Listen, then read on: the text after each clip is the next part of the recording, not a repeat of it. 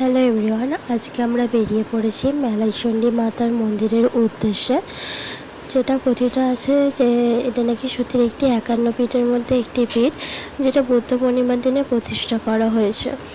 আজ সেখানে অনেক অনুষ্ঠান হয়, যা পাঁঠা বলি, লাঠি খেলা, অনেক কিছু হয়। তোমরা যদি এসব কিছু দেখতে চাও তাহলে তোমরা দুপুর 12টার মধ্যে সেখানে পৌঁছে যেতে পারো, তাহলে তোমরা সব কিছুটাই দেখতে পাবে। এছাড়া সেখানে সন্ধ্যের সময় করে মেলা বসে, অনেক অনুষ্ঠান আরে হয়।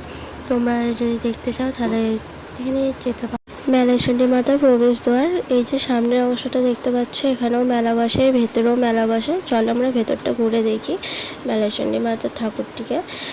যেহেতু আমাদের কম টাইম ছিল তাই আমরা বেশি ঘুরে দেখাতে পারলাম না। তোমরা যদি চাও তাহলে কমেন্ট করো, আমি তোমাদেরকে কোথা দিয়ে আসবে না আসবে সব কিছুটাই আমি একটি ভিডিওর মাধ্যমে তোমাদেরকে বলে দেব। ওকে, বাই।